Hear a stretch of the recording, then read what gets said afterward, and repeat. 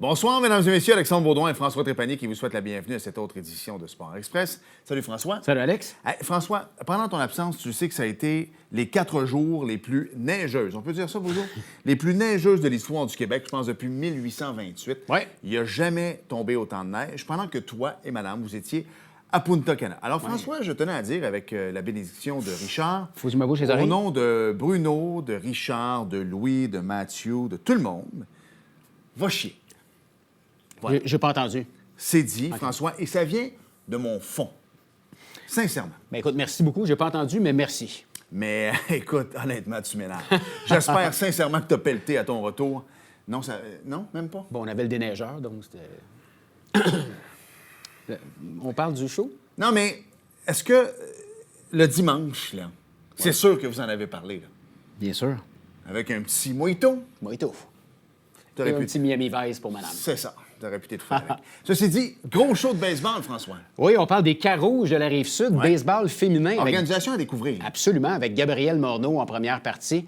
Et deuxième partie, on reste dans la balle avec notre ami François Lafrenière, lanceur et tout un frappeur pour les Pirates Maçonnerie Pro Conseil Et on de va Saint-Jean-sur-Richelieu. apprendre que durant sa carrière au niveau A ou A+, ou peu importe, il a affronté 2 gars qui totalisent à 2 à peu près 1 milliard de dollars en salaire. Vous allez l'apprendre durant l'entrevue. Ouais. Bienvenue à Sport Express.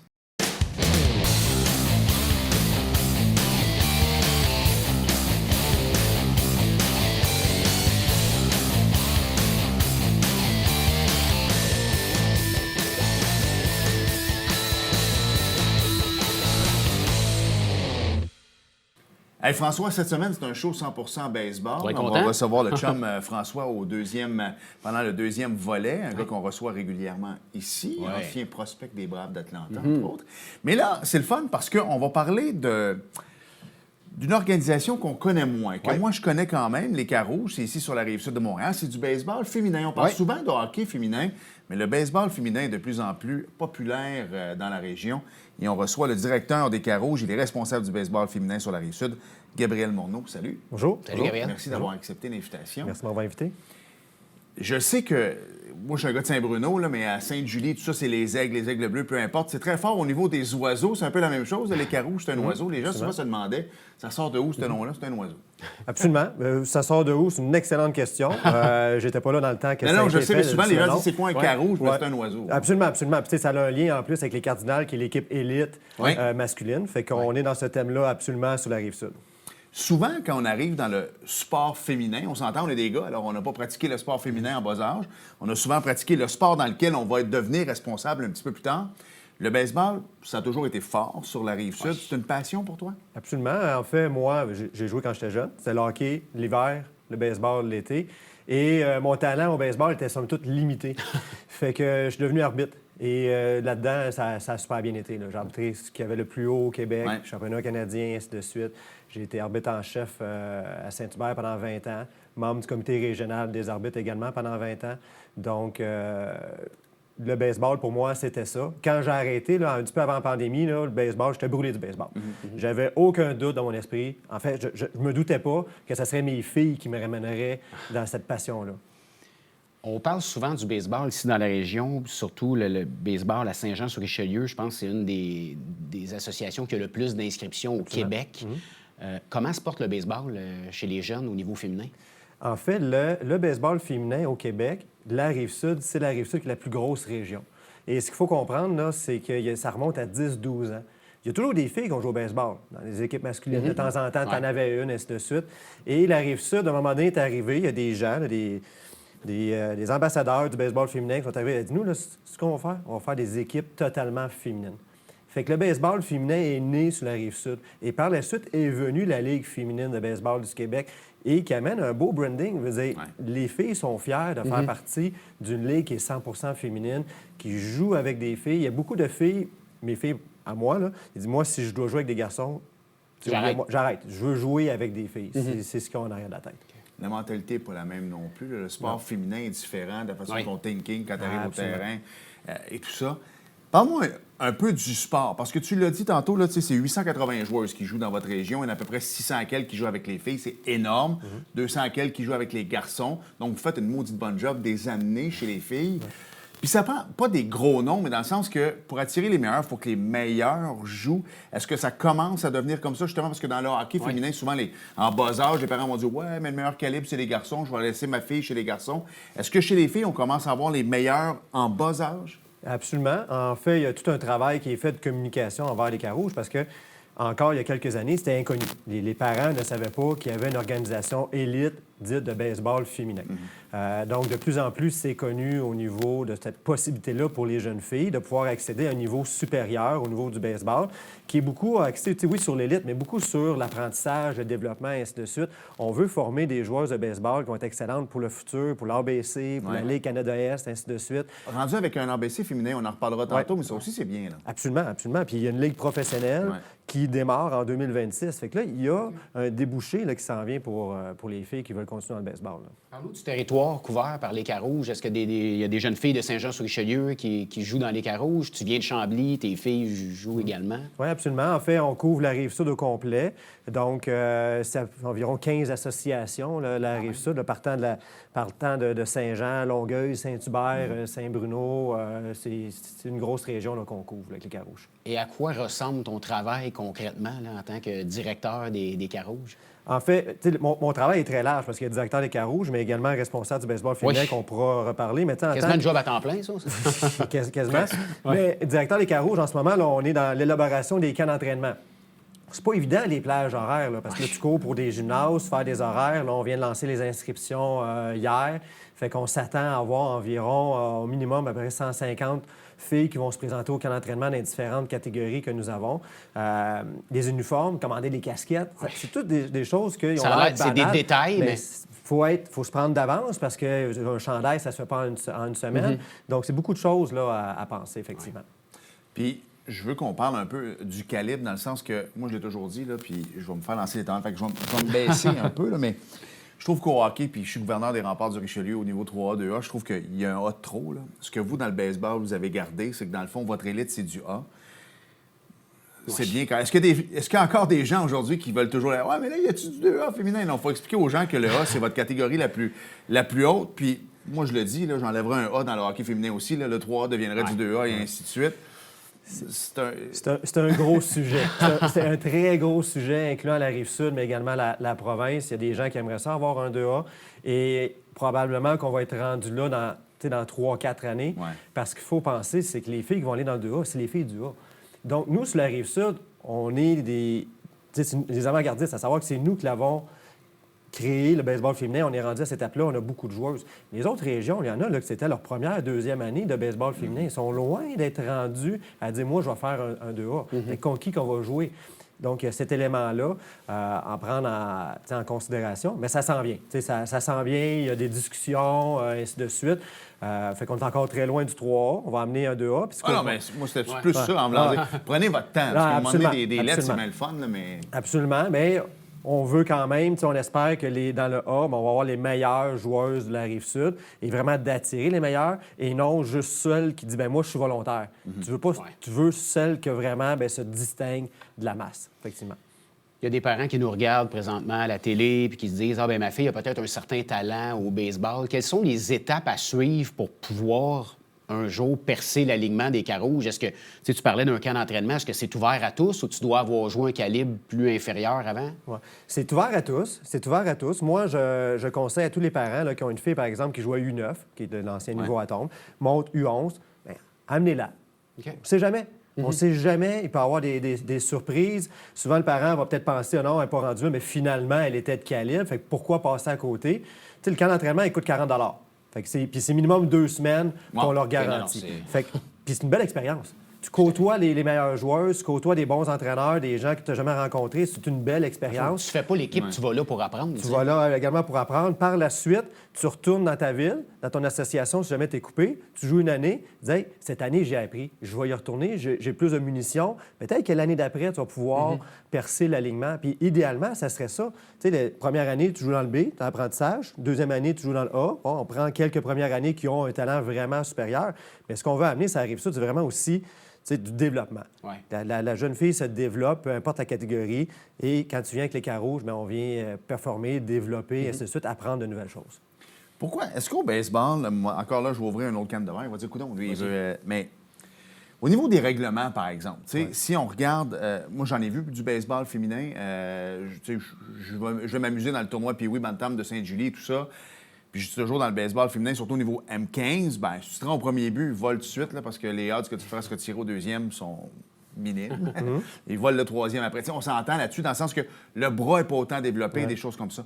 Pourquoi est-ce qu'à un moment donné, on n'adapte pas les règlements en fonction du féminin? Si tu regardes le softball, NCAA, ça ne joue pas aux mêmes distances que la NCAA au niveau masculin. On dirait qu'au Québec, on a toujours tendance à dire, puis j'ai 2 filles, puis je m'occupe de sport élite, mais on ne peut pas relativiser les choses, justement, au baseball, à dire, regarde, pourquoi on ne mettrait pas ça sur 75 pieds au lieu de 90, 80? Pourquoi est-ce qu'on n'adapte pas? Tu sais, le baseball, c'est un sport très ancien, avec des mentalités très anciennes, très difficile d'amener des changements. La Ligue féminine a des règlements qui se distinguent, et cette année, Baseball Québec a mis un peu son point sur la table à savoir, bien, il n'aura plus de règlements différents. Parce que d'un, juste pour les arbitres. On a de la misère à recruter des arbitres. Et là, le pauvre jeune arbitre qui arrive, puis que là, il se dit, mais là, hier, j'arbitrais dans la ligue avec les garçons, aujourd'hui avec les filles, puis là, c'est différent. Donc, d'avoir une ligne directrice qui est la même, autant pour les garçons que pour les filles. Est-ce qu'on pourrait amener des buts plus proches, ainsi de suite?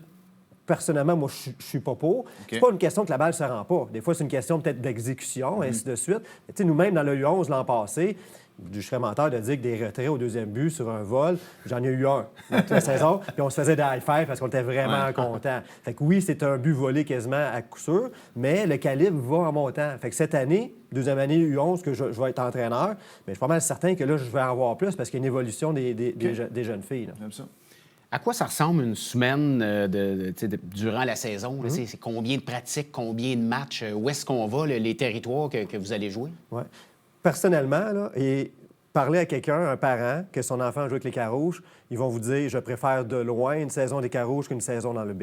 Parce que, bien, il y a des programmes doubles. Okay? Les gens vont penser, hey, je dois voyager, je dois aller en Beauce à Québec. En saison régulière, là, la Ligue féminine s'arrange que les voyagements, le voyage, soit le plus restrictif possible. Fait que l'an passé, là, le plus loin que je suis allé dans la saison, c'est Trois-Rivières. Bon, on s'entend 1h30 aller, 1h30 revenir. Mais j'ai peut-être 7-8 programmes doubles où je me déplace dans la saison. Versus que si je joue dans le B, mon enfant a 20 parties, bien, c'est au minimum 10 déplacements dans la semaine. Fait que si je pars de Saint-Jean puis je dois jouer à Boucherville dans le trafic un mercredi soir, tu passes autant de temps que moi dans le trafic que moi qui vais à Laval un samedi matin. Donc, les déplacements. Il y en a quelques-uns. Moi, ce que j'adore, le programme double, les filles, ils mangent ensemble entre les 2 matchs. Ils n'avaient aucune idée de comment ça solidifie l'esprit d'équipe. C'est incroyable. C'est incroyable. À la fin de la saison, quand les petites filles ont fait un party, les petites filles pleuraient parce qu'elles savaient qu'ils ne se reverraient plus pendant l'hiver. J'ai jamais vu ça. Puis c'est pas parce que c'est des petites filles. C'est vraiment l'esprit d'équipe est solidifié à cause du temps qu'on passe ensemble de cette façon-là. Donc, normalement, programme double, soit le samedi ou le dimanche, l'autre journée de congé, et habituellement, on a une pratique dans la semaine. OK, pas plus que ça. C'est pas plus que dans le B, en fait. Là. Mais oui, le programme double. Puis, oui, si la personne vous dit, mais moi, je veux pas aller à Saint-Eustache un samedi matin, bien, je veux dire, ça peut être un irritant, mais c'est pas pire que voyager dans la Rive-Sud pendant la semaine. De toute façon, tant qu'à se déplacer, y aller pour un double, même pour les filles, c'est le fun. Là, Absolument. Tu sais, comme je dis souvent aux gens, puis je vais avoir ton opinion là-dessus, dans le sens que les gens comparent beaucoup. Là, on parle entre les garçons et les filles. Tu ne retrouveras peut-être pas. Mais moi, je pense que à long terme, parce que les meilleurs vont venir avec les meilleurs. Donc, ton calibre de A va devenir équivalent, mettons, ton calibre de B masculin, par exemple. Tu sais, ton step va être là.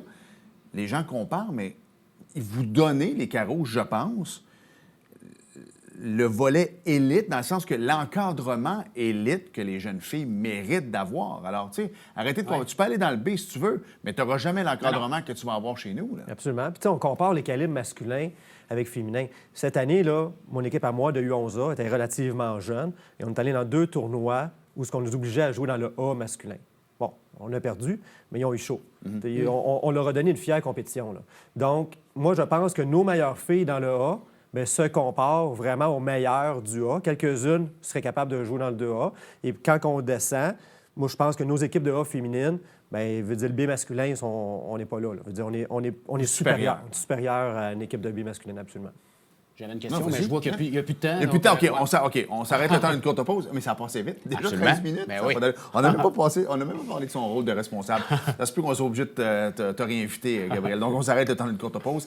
Et au retour, on poursuit sur ce magnifique environnement qu'est le baseball féminin. On apprend à découvrir ça. Bougez pas.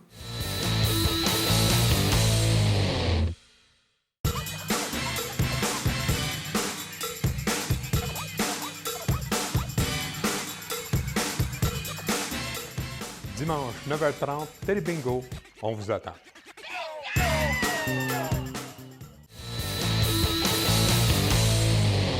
Nous sommes de retour à Sport Express. Frank, tu avais une question? Oui, j'avais une question. Écoute, tu es dans le hockey féminin, donc Ouais. ça m'a fait penser. Est-ce que vos joueuses de baseball élite, il y en a plusieurs qui jouent au hockey féminin pendant l'hiver? C'était ça ma question. Absolument, on en a quelques-unes. Ouais. Notamment, l'an passé, nous avions dans mon équipe qui, là, on était dans les séries. Quand l'entraînement du 2A, qu'est-ce que je fais? Puis finalement, elle est venue à nos matchs. Fait que le hockey mineur était bien agréable de l'accommoder puis de dire hey, Good job. Écoute, je suis en haut de la paix. Écoute, je le prends, mais Ben je oui. vais voir mes directeurs en bas qui ont fait le travail. Puis au Ouais. même titre que le contraire, je veux dire, les camps d'entraînement des Carouges commencent en ce moment.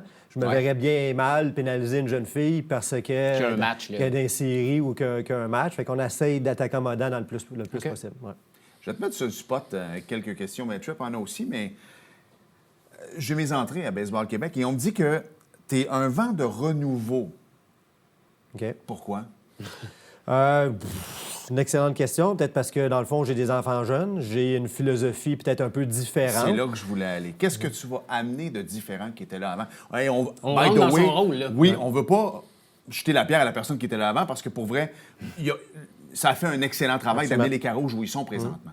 Mais de dire que tu es un vent de renouveau, un vent de fraîcheur, Un beau compliment. selon toi, exactement, comme responsable, qu'est-ce que tu vas amener au Carouge? Moi, en fait, tu sais, au baseball féminin, tu sais, at large, moi, je pense que la petite fille qui joue dans le B, là, elle a autant le droit de l'exposure que la fille qui joue avec les Carouges. Et ce que je déplore un peu au niveau du baseball féminin, là, c'est qu'ils n'ont pas de modèle. Tu sais, demandez à un petit gars, c'est qui ton modèle? Ben, vous accueillez François Lafrenière tantôt. Ouais. Il peut aller voir les Pirates à à fait. Saint-Jean. Il peut aller voir les Ducs à Longueuil.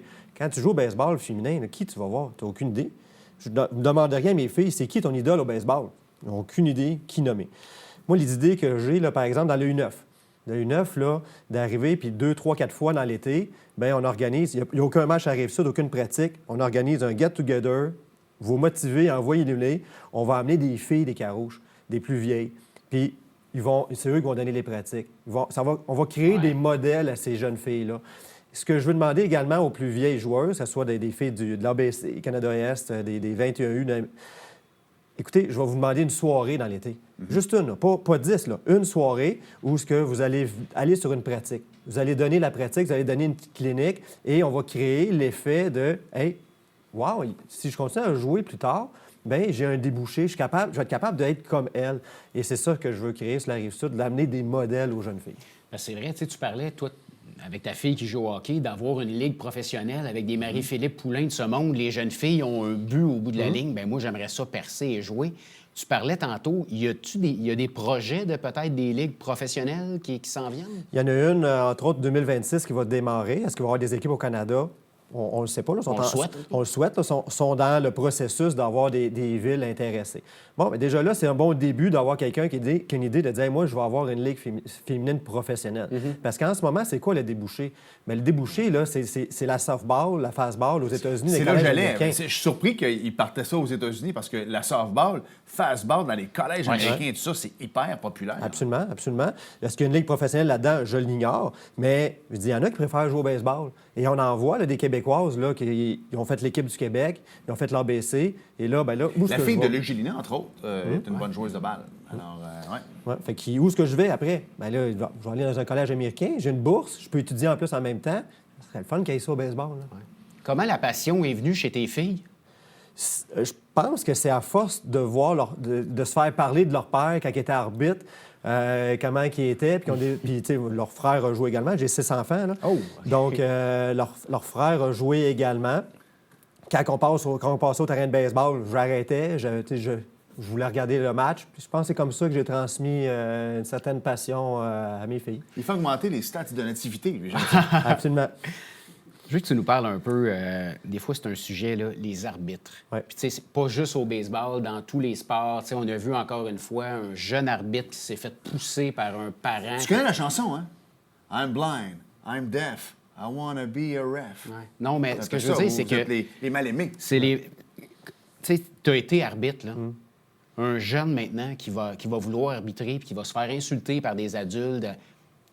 Quel mot tu as à leur dire à ces jeunes-là qui nous regardent, qui aimeraient être arbitres ou qui sont arbitres, mais ne sont pas sûrs qu'ils vont rester parce que tu l'as vécu, là? Bien, de juste être dans une bulle et de ne pas porter attention à ça. Puis ça, c'est dans la vie de tous les jours. Là. Ça, c'est un conseil qu'on peut donner dans la vie de tous les jours, à savoir que dans la vie, fonce. Aie un objectif, vas-y et laisse faire ce que les gens disent autour de toi. J'ai beaucoup plus un message à ceux qui encadrent ces arbitres-là, à savoir que tout est dans l'encadrement.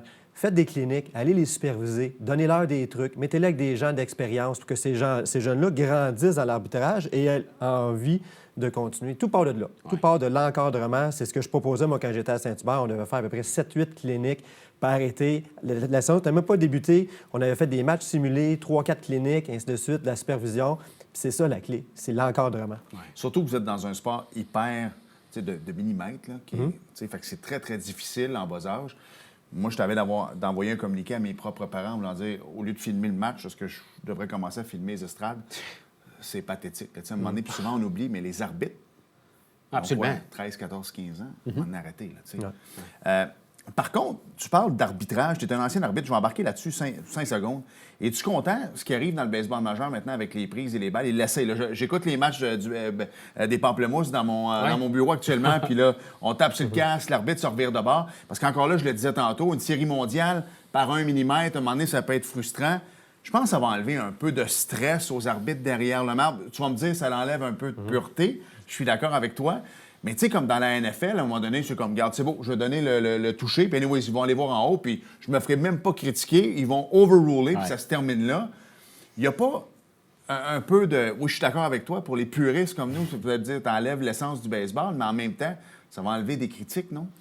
Absolument. Puis c'est le même principe au hockey. Quand ils faisaient la révision des hors-jeux, on disait, là, maintenant, on peut-tu laisser le jugement à l'arbitre? Et finalement, comme fan, quand tu renverses un but qu'il n'aurait pas dû avoir parce qu'il y a un hors-jeu, mais finalement, on est content. Maintenant, à la fin d'une partie, 9e manche, notre joueur est retiré au bâton sur une prise qui n'aurait pas dû être. Mais probablement qu'on va être content que finalement, la décision est renversée.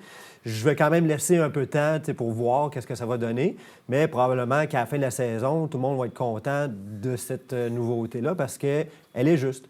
Il y en a un, Zozo, je sais que tu as une question, mais cette semaine, c'était les Reds contre les Dodgers. C'est 14-1, 2 retraits en fin de 9e manche. Tout le monde veut s'en aller, puis un chat dans le parc. Il y a 5000 personnes là-dedans, il était rendu 3, dont sa mère, je pense. Et il est allé demander pour... L'arbitre a fait comme, garde, c'était une balle, mais tu t'en vas pareil. Le gars, c'était une prise, on s'en va chez nous. Fait que j'ai hâte de voir comment ils vont gager ça, justement. Parce que maintenant, 14-1, tu vas vraiment... Non, va t'asseoir. Qu'est-ce que tu as à dire aux parents qui regardent l'émission que les enfants sont rendus à l'âge de pratiquer un sport, de peut-être qu'ils ont un certain talent dans différents sports? Si tu faisais ton vendeur, là, de vendre ton sport, pourquoi la jeune fille choisirait d'aller dans le baseball? Ce qu'il faut comprendre, là, c'est pas naturel pour un parent d'inscrire sa fille au baseball. Ben, voilà. Un garçon, là, veut dire hockey, baseball, soccer. Mais j'ai joué junior élite, moi. Puis jamais... Puis tu m'as probablement déjà mis dehors, mais ceci dit...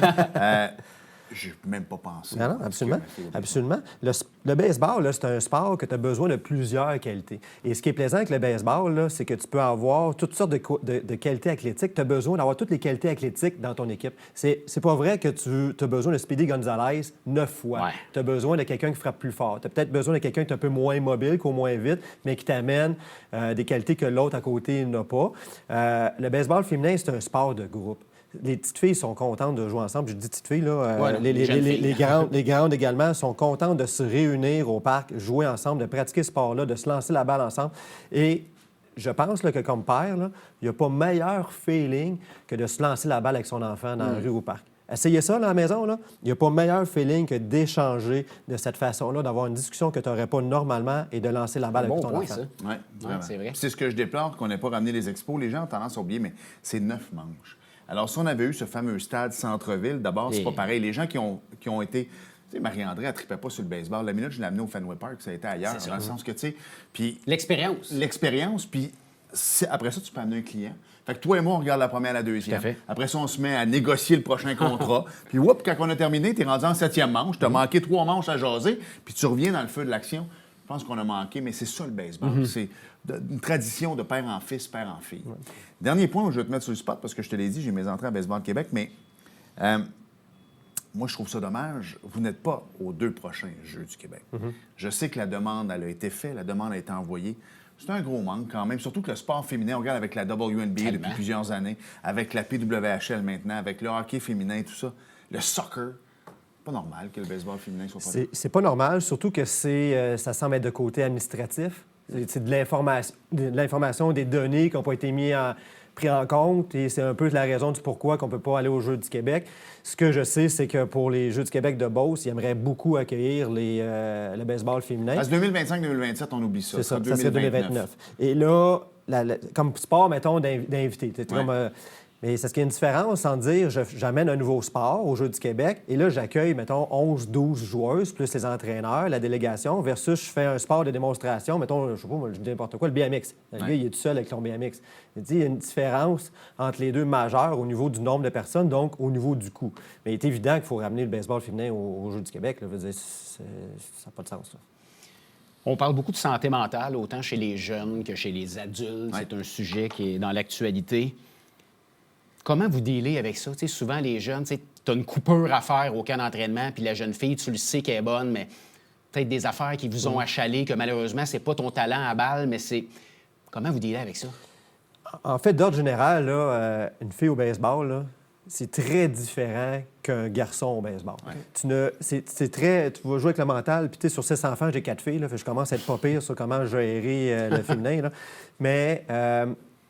c'est beaucoup de comment tu vas amener les éléments. Autant dans la saison, on parle de couper au moment, autant dans la saison, mauvaise performance. Mais comment tu vas leur amener ça? Puis, moi, en tout cas, mon mental à moi, c'est vraiment que faut vraiment que la fille, peu importe le genre de match qu'elle a joué, bien, elle a le sourire. Ouais. Okay? Puis des fois, oui, il faut amener le point. Ça n'a pas été facile, il va falloir travailler. Mais c'est parfait. Je repars avec le sourire parce que tu sais-tu quoi? Je sais sur quoi que je vais devoir travailler. Ouais. C'est quoi les éléments que je dois travailler? Travailler sur le constructif. Et non que la jeune fille part et dit hey, j'ai vraiment mal joué, hein, puis qu'elle soit focus là-dessus. Puis elle ne sait pas où s'en aller après parce qu'elle n'a pas eu quelqu'un comme toi qui est venu la rassurer pour dire gars, ça a peut-être moins bien marché, mais prochaine fois, ça va aller mieux. Voilà. D'être capable de reset. Ta blonde, ça a manqué un plongeon, elle ne peut pas continuer à le tenir pendant 4, 5, 6 secondes. Tu passes à autre chose. Exact, elle va perdre. Ouais. Il reste 1 minute 15, mais au pire, Frank, il sera retardé de quelques minutes. Mais je veux que tu me parles des changements de position. On le voit. Ah non, moi, je veux pas que ma fille elle joue en défense. Je veux pas que ma fille elle joue champ droit. Moi, je veux pas. Puis je reviens là-dessus. Là, je suis un maniaque de baseball. Mookie Betts, qui jouait dans le champ, va jouer à l'arrêt-court probablement cette année au 2e but. Pense pas que son coach, Dave Roberts, est arrivé dans la saison monde et dit toi, dans le baseball majeur, il va aller jouer à l'arrêt-court. Non, c'est parce qu'il a probablement joué partout quand il était jeune. Puis souvent, on le voit. Tu sais, Frank, c'est un excellent lanceur. C'est un excellent frappeur. Mais s'il a été drafté comment? Lanceur, puis s'il avait percé le baseball majeur, il n'aurait jamais frappé. Pourtant, il frappe 400 dans la Ligue senior. Je pense qu'il faut jouer partout. Là. Si on veut développer des athlètes, à un moment donné, il faut que tu saches pogner un ballon autant que d'attraper un roulant, non? Qu'est-ce que tu en penses? Bien, absolument. En fait, la philosophie que j'ai, c'est que développons des filles dans le plus de positions possible. Bon, receveur. Je veux dire, ça se peut là, que ça ne fonctionne pas puis que la fille n'a aucun intérêt à jouer receveur.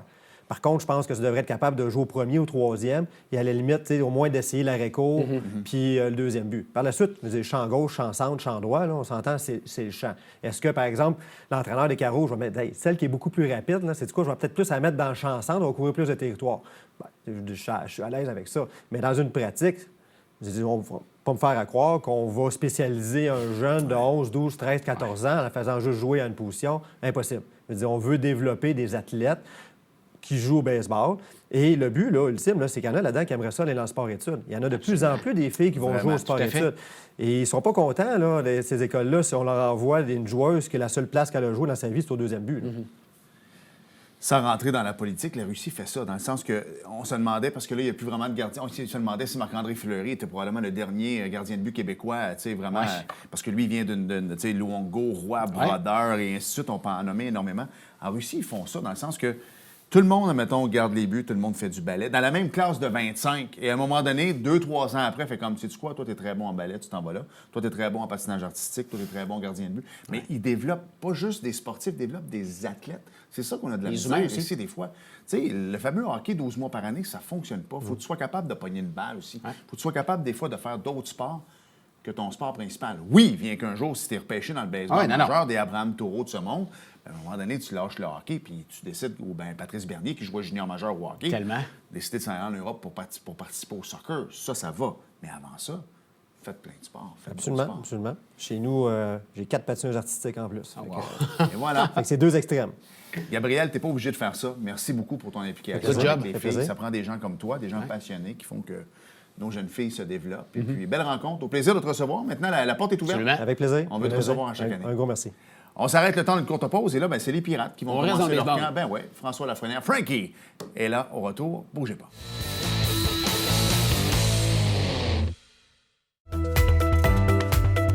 Ici Mario Tremblay. Je vous donne rendez-vous à la tribune TVHR, votre émission d'affaires publiques présentée les mardis, mercredis et vendredis à compter de 17h. C'est un rendez-vous.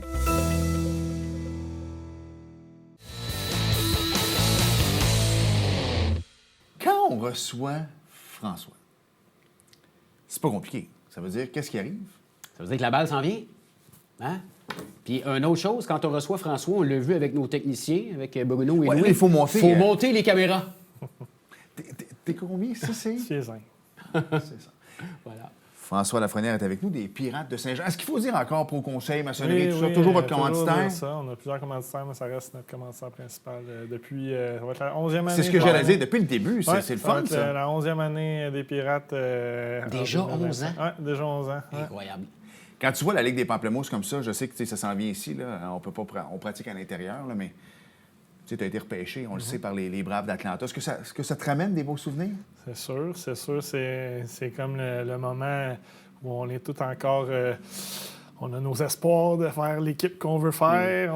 C'est tellement le fun d'arriver au camp d'entraînement. Il fait beau, là, surtout pour un gars comme moi qui venait du Nord. J'essayais de passer un petit peu de temps dans le Sud en janvier, février pour être prêt, mais l'arrivée là, fait beau. Tu revois tes boys que tu n'as pas vus durant l'hiver. C'est toujours le fun et excitant un camp d'entraînement. Non, juste de même. Je me souviens qu'à un moment donné, tu nous avais dit, puis je m'en souviens plus le nom, puis je le cherche souvent, je vais le prendre en note. Tu avais accordé le premier circuit dans la carrière professionnelle mineure à quelqu'un qui joue dans le baseball. C'est quoi son nom? Ah, mais il était en retraite un peu. Il avait joué avec les Blue Jays, c'était Dalton Pompey qui avait joué avec les Blue Jays. Puis ça fait déjà une couple d'années qu'il a accroché ses crampons, je pense. On vieillit. Oui, quand même. Fait que c'est quand même pas pire pareil d'avoir accordé un circuit. J'en ai accordé plusieurs circuits. C'est à des gars qui ont joué dans le baseball majeur. Là, mais j'aimais ton lien avec la Ligue des Pamplemousses. Quand tu as commencé, tu étais recrue, ton premier camp d'entraînement, à quoi ça ressemblait? Tu sais, quand tu es arrivé là pour la première fois, tu es en Floride, t'es-tu laissé à toi-même? T'es pris en charge? C'est un peu les deux, dans le sens, c'est divisé en deux. Section majeure, section mineure. Okay. Mineure, on est 125, 130 joueurs. C'est un peu plus cordé. Ça ressemble à un locker room de football un petit peu, là, la quantité de joueurs qu'il y a. Puis c'est un autre vibe. On est un petit peu chacun pour soi, mais on essaie de s'entraider pareil puis d'avoir une bonne dynamique pareil de groupe. Là. Puis côtoyez-vous quand même les majeurs, justement? Ça dépend des organisations. Les Braves, c'était quand même séparé, quand même une petite ségrégation. Là, on les voyait une fois de temps en temps, mais eux, ils s'entraînaient dans le gros stade. Nous autres, on s'entraînait dans les terrains de fond de champ un petit peu plus. Là. Mais c'était correct comme ça aussi. Ça donnait un petit quelque chose de vouloir aller les rejoindre sur le gros terrain éventuellement. Oui, c'est ça. Parle-moi un peu de cette ambiance-là. Tu disais, bon, là, tu vois, on a appris quelque chose comme quoi tu pouvais être d'un côté puis de l'autre. Ma famille est en Floride, puis souvent, je vais à West Palm Beach, alors que les Astros partagent le même stade que les Nationals.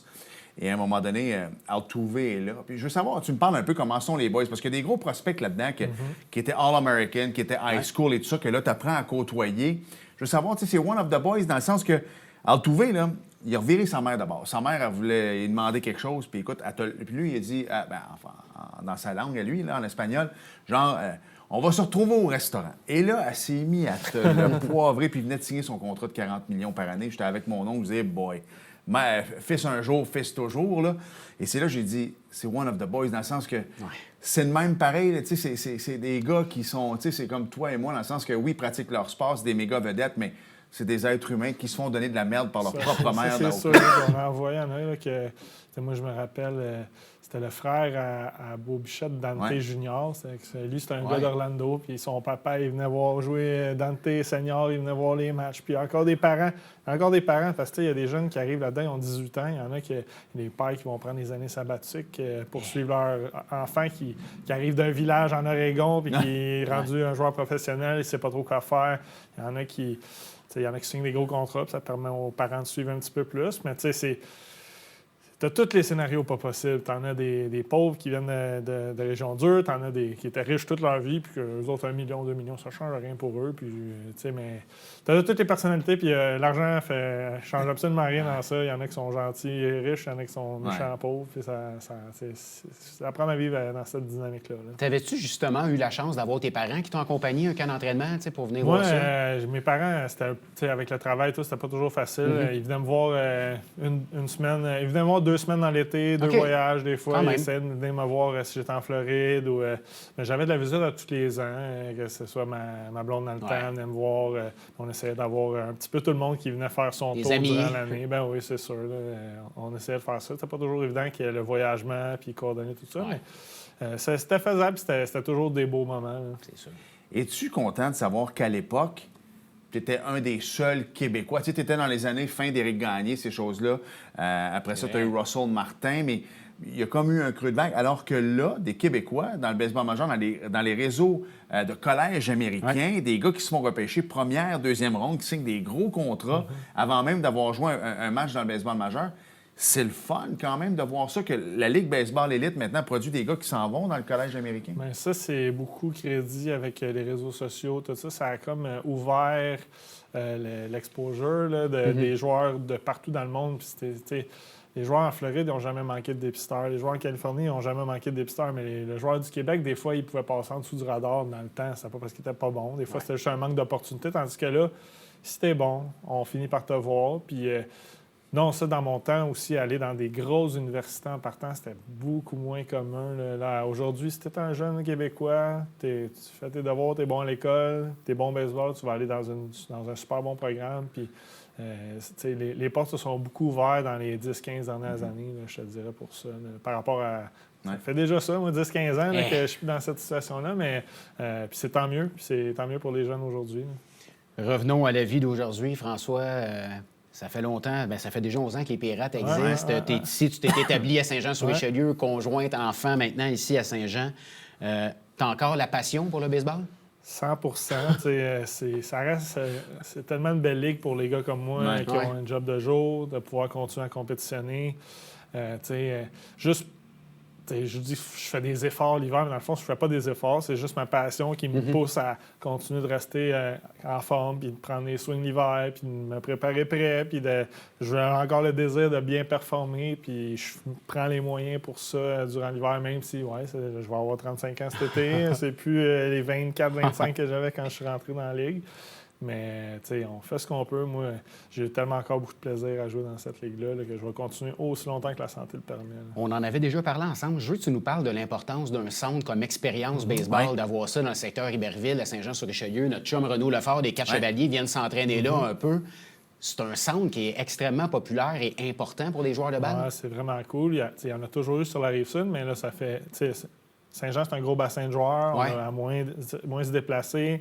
Ça reste pas, il y a de la place pour bien s'entraîner. Moi, je suis vraiment chanceux, puis je vais les remercier à chaque fois que j'ai la chance parce qu'ils me traitent super bien, puis ils traitent les Pirates bien aussi. T'as ta carte chouchou, là. Ah, un petit peu, c'est sûr. J'ai donné beaucoup de cours, là, j'ai un peu moins de temps de le faire, mais toute la gang d'expérience, ils s'occupent bien des gens, le service est bon. On commence à avoir de plus en plus d'équipements aussi. Ça devient de plus en plus complet comme place pour les jeunes pour s'entraîner, puis pour l'équipement. Fait que non, c'est vraiment un gros plus qu'on ait ça en ville. Là. Tantôt, tu parlais pour les jeunes du baseball élite, les réseaux sociaux, à quel point ça pouvait leur ouvrir des portes au niveau collège américain. Vous avez quand même recruté, vous êtes rendu un peu international. Vous autres aussi, vous servez des réseaux sociaux, des vidéos de gars en République, ou peu importe, même d'un Américain, pour s'en venir ici. Là. Bien là, au fil des ans, c'est comme quelque chose qui est propagé à travers la Ligue. C'est comme devenu un peu un must. Il y a une couple d'équipes qui ont commencé à l'en chercher. Nous autres, notre première année, c'était en 2018. On n'avait pas d'arrêt-cours. Mon bon ami Kevin Tremblay, il s'était éloigné du baseball à cause qu'il y avait des enfants en bas âge. Fait que, on est allé sur les réseaux. Il y a des sites spécialisés pour aller chercher des joueurs un peu partout, des gars qui sont willing de se déplacer puis de jouer dans... C'est quand même une bonne ligue crédible, puis ça peut offrir un tremplin pour la Ligue Frontière. On parlait l'année passée, c'est vraiment... Les gars qui viennent de l'extérieur le voient comme ça. Ils veulent venir se faire voir. Mais tu as comme deux différents types. Tu as les gars qui sont un petit peu plus vieillissants, qui approchent la trentaine, qu'eux veulent juste voyager, veulent avoir du fun. Puis tu as les gars qui sortent du collège, mais manquent d'opportunités. Fait qu'ils essayent de se faire voir dans notre ligue. Puis si t'es vraiment dominant à 23-24 ans dans la LBMQ, c'est sûr que les clubs en haut vont en prendre note, puis tu vas probablement avoir une chance. Là. OK. Parce que la Ligue Frontier, on l'a vu encore avec les Capitals qui font un job extraordinaire, Trois-Rivières également. Mais le fait qu'on gagne des championnats, ça ouvre les yeux, justement. Puis il y a beaucoup d'Américains qui veulent venir ici. Je regardais, il y a des gars qui ont fait de la grosse argent dans les Major League, là, qui jouent avec les Capitals. J'oublie les noms, dont un qui a gagné la Série mondiale il y a quelques années. Tabarouette, les gars, ils veulent jouer à la balle, veulent peut-être plus se promener dans le A, dans le 2A, dans des petits villages. On va se le dire, là, c'est pas toute la ville de Québec aux États-Unis. T'as des petits villages du Wisconsin où est-ce que c'est moins le fun. Tu t'en viens ici à Québec, c'est magnifique en été.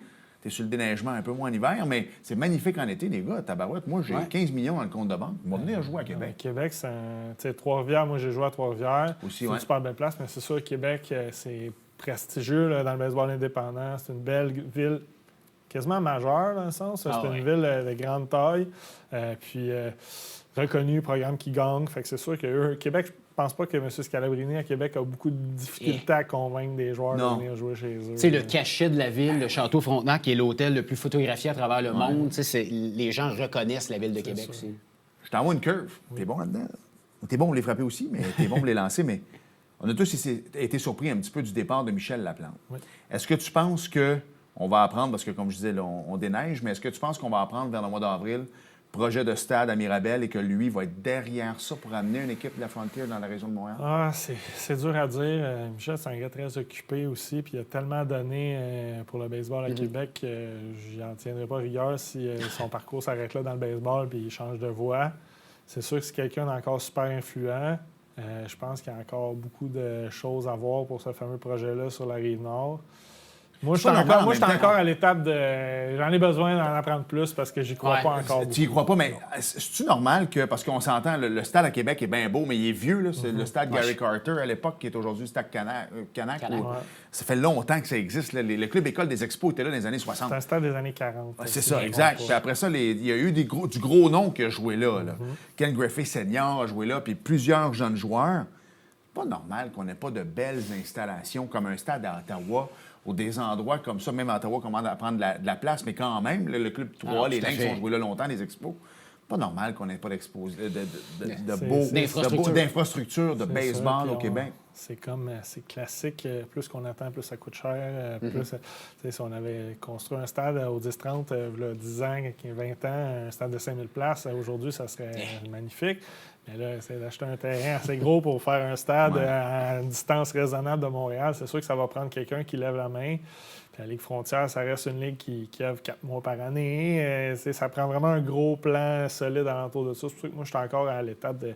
Je suis un peu sur mes gardes par rapport à ça. Puis, on verra ce qui arrivera. Ça va prendre quelqu'un qui est prêt à investir beaucoup d'argent. Prends des poches creuses. Vraiment. Mais tu sais, tu l'as dit, tu as évolué pour les Aigles. Je ne veux pas lancer personne en dessous de l'autobus, mais tu l'as vécu. Quand tu dis que tu es encore sur tes réserves à Montréal, est-ce que tu vois la différence entre... Tu sais, un peu comme le Canadien à l'époque et les Nordiques, est-ce que tu vois la différence entre les Capitals et les Aigles, dans le sens qu'on essaie de bien faire aux Aigles, mais tu vois que l'organisation n'est pas au même niveau monétaire ou des choses comme ça que les Capitals. Marketing. Ça, c'est sûr. Puis ils ont pu s'établir en étant seuls dans la province, les Capitals. Ils ont pu commencer à connaître leur succès puis à vraiment être l'équipe quand on pense baseball indépendant, on va penser aux Capitals d'abord et avant tout. Là, à cette heure, sont 2. Trois-Rivières fait ce qu'ils peuvent. Ils continuent à se dépendre. On dirait que Trois-Rivières, c'est comme jamais sûr qu'est-ce qui va arriver avec eux. C'est toujours un petit peu... Ils sont plus proches de la ligne rouge d'être dans le rouge que dans le vert. Un peu comme les Lions. Tant mieux, tant aussi longtemps qu'ils restent là, c'est des opportunités de plus pour les gars de chez nous. Puis en été, un vendredi soir, là, au mois de juillet, bonne chance d'avoir des billets pour aller voir les Capitals. C'est toujours ça, sûr, vraiment. À moins que tu connaisses Cargenia. Aussi. Ça, va t'aider. C'est une autre histoire. On parle-tu des Pirates après la pause? Ben oui, c'est ça. On va s'arrêter le temps d'une courte pause parce que là, on est rendu, ça paraît pas, mais on est déjà le 1er mars en fin de semaine. Oui, puis là, on voit des signatures de joueurs. Puis... Première chose, il reste 2 mois, on est le 1er mai. On est rendu là. Donc, on s'arrête le temps d'une courte pause et on va parler un peu à draft et de ce qui s'en vient avec les Pirates. Et François, bougez pas.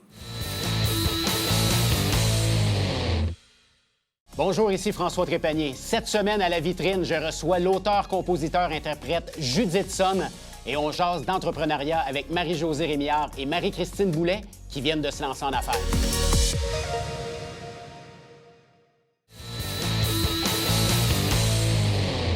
Nous sommes de retour à Sport Express avec François Lafrenière. On lui a demandé qu'est-ce que tu veux qu'on écrive comme nom. Il dit joueur. Alors, Parce qu'il n'est pas juste lanceur. Non, là, je le tu sais. sais maintenant. Tu frappes en tabaslac. On en a parlé en première moitié d'entrevue avec Gabriel.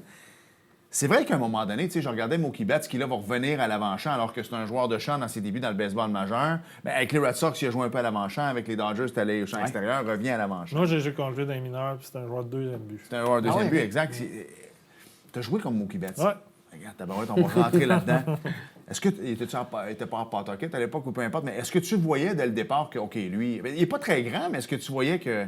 C'est lui qui est très bon au bowling aussi, hein? Oui, c'était un choix de deuxième ronde, si je ne me trompe pas, puis il était un gros creux de vague quand on a joué contre lui. Il en arrachait beaucoup, puis c'était avant vraiment qu'il prenne son envol. Il y a eu un moment donné, à mi-saison, qu'il s'est mis à frapper comme un déchaîné, puis il n'a plus jamais regardé en arrière. Puis je pense un an plus tard, il était dans les majeurs, puis on était quand même bas dans les mineurs là, à ce moment-là.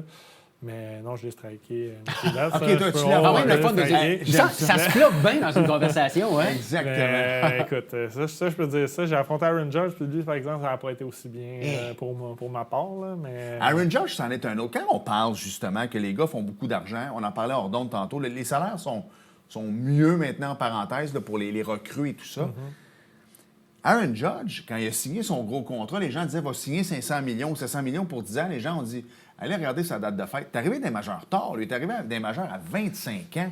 Ça a été long avant qu'il arrive. Ça n'a pas d'allure. Il a fait une carrière universitaire. Puis après, j'ai pris quand même un certain temps dans les mineurs, 2-3 ans. Il est arrivé à peu près 25 ans, son année recrue, si je ne me trompe pas, dans les majeures. On va parler des Pirates. Puis pourquoi est-ce que je parlais des positions à quel point? Parce que tu es un lanceur. On s'entend dans les mineurs, tu ne frappais pas. Tu arrives dans la ligue avec les Pirates, puis moi-même, je suis surpris à quel point tu es un excellent frappeur. C'est vrai. Est-ce qu'on va voir plus de Shahir Ohtani? Est-ce que les gars vont faire plus que 2 positions? Mais vous le faites dans votre ligue également. Qu'est-ce qui fait que tu n'as jamais perdu cette passion de frapper-là? C'est quoi? C'est une drôle d'histoire parce que moi, j'ai commencé à frapper à peu près à 27-28 ans. Pour vrai, là, je suis arrivé dans la Ligue senior, je faisais juste lancer. Midget 3A, Junior Elite, je faisais juste lancer. J'ai jamais frappé 300 de toute ma vie. Moustique, Pee-wee dans le temps. T-ball, je pense que je frappais pas 300. Puis, il y a une couple d'années, je m'étais mis là-dessus. Quand même, sérieusement, l'hiver, j'avais le goût de passer moins de temps sur le banc dans le senior puis de jouer dans le champ. J'étais capable d'attraper la balle. Il restait à voir, j'étais capable de la frapper. Puis, j'ai commencé à frapper, puis ça va bien depuis ce temps-là. Fait que je touche du bois, mais... Ça a l'air que je suis capable aujourd'hui. Ils disent que le baseball, c'est un sport à développement tardif. Ça a été très, très, très tardif dans mon cas. Oui, c'est ça. Mais tu sais, dans la ligue, il y a à peu près, je te dirais, 8-10 gars qui sont des bons lanceurs, bons frappeurs. Il y en a à peu près un par équipe là, qui est capable de faire les deux. Tu sais, c'est...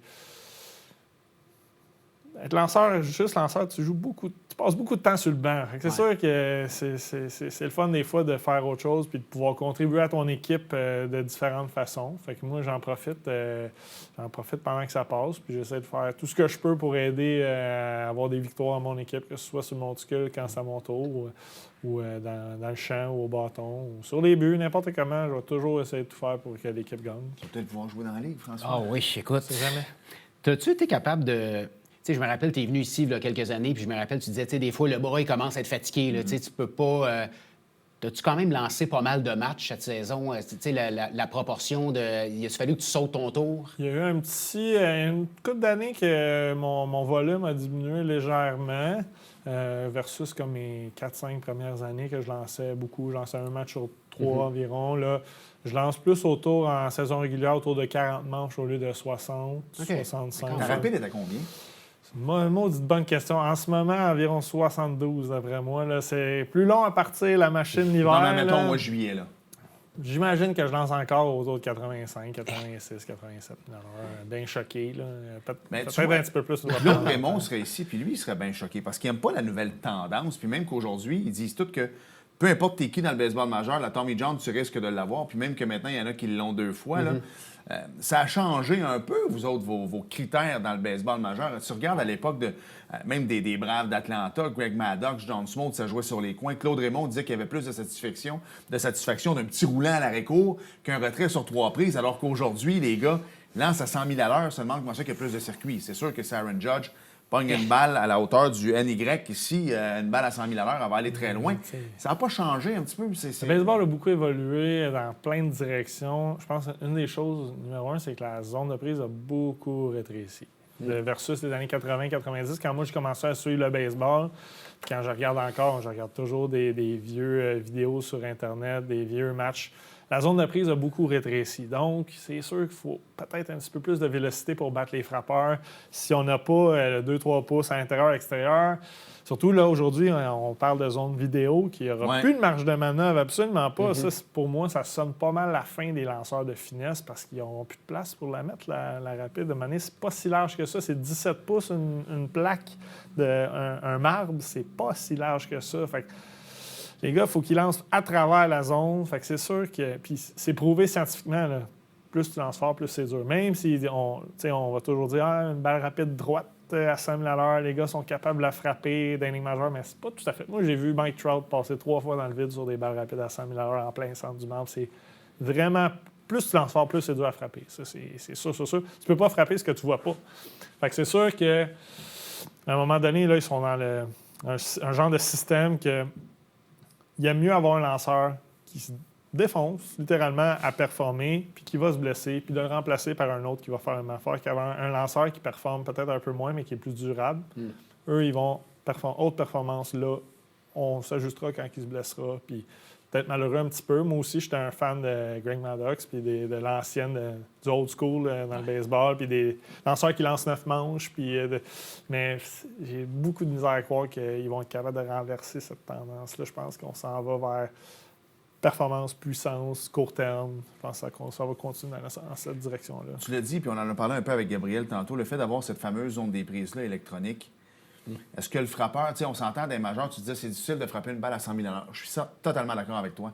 Sauf que lui, s'il sait qu'il peut aller à la reprise vidéo, que justement, il va plus avoir les coins qui vont être appelés pour des balles. Est-ce que c'est pas un danger, justement, que le joueur dans la boîte va tout simplement attendre les rapides parce qu'il se dit au pire, ça change-up, elle va tomber en avant, je vais accorder les balles si jamais il m'accorde prise. Moi, j'ai peur qu'ils vont juste attendre la rapide. La zone automatisée, elle va favoriser les frappeurs. C'est sûr, c'est sûr, parce que c'est eux, depuis plus longtemps, qui se font voler, ils se font avoir là, par les balles un petit peu à l'extérieur. Ça a toujours été les frappeurs qui ont été pénalisés par ça. Oui, ils vont devenir plus sélectifs. Puis je pense que là, c'est un système de challenge, que tu en as quelques-uns, mais moi, je pense que d'ici 10 ans, ça va être tous les pitchs qui vont être automatisés. Puis il n'y en aura probablement même plus de gars en arrière il va être là pour le jeu au marbre. Oui, c'est ça. Ouais. Mais tu sais, éventuellement, ça va simplement être automatisé, puis ça va être instantané. Ça va s'en venir. Moi, je ne serais pas surpris que ce soit plus tôt que tard. Mais tu sais, les lanceurs, les majeurs, ils sont capables de lancer la courbe pour des prises aussi, mais ça va être beaucoup d'ajustements. Moi aussi, je suis vraiment pas sûr. Je suis vraiment pas fan de ça, mais ils disent qu'on peut pas arrêter le progrès. Là. Moi, je suis pas sûr que c'est du progrès. Il y avait beaucoup de critiques sur les... Mais, je suis d'accord avec toi, mais il y a tellement d'argent en jeu. Le gambling, tout ça. C'est sûr que l'essence du sport passe un petit peu en deuxième derrière avoir le bon call, qui est ce qui est juste. Mais le jeu du baseball, ça a toujours été l'erreur humaine. On s'éloigne un petit peu de ça. Ça fait pas mal d'affaires, mais on n'a pas vraiment le choix d'aller dans cette direction. C'est pour ça que le fameux lanceur des Tigers, tu te souviens, avec Galarraga, l'arbitre au premier but, moi, je lui donnerais son match parfait. Aujourd'hui, on est rendu à la reprise vidéo. Mettez un astérix, donnez-y sa game parfaite. C'est un retrait, tout le monde l'a vu, tout le monde... Aujourd'hui, tu irais à la reprise vidéo, puis il y aurait son match parfait. Puis l'arbitre ne se serait pas fait crucifier sur la place publique. Mais pour la zone des prises, je suis d'accord avec toi. Pense-y 2 minutes. Tu sais que la courbe ou changement de vitesse en bas à gauche, tu sais que ça s'en vient. Je vais la laisser passer parce qu'au pire, si je vois qu'elle n'est pas là, je vais taper sur mon casque, mal. Puis là, tu n'auras pas le choix à 3 et 2 de me ramener une balle rapide. Tu sais? Mais bon. Il reste 3 minutes. Malheureusement, on n'aura pas le temps de revenir sur votre dernière saison et les séries. Je pense que ça fait peut-être ton affaire, François.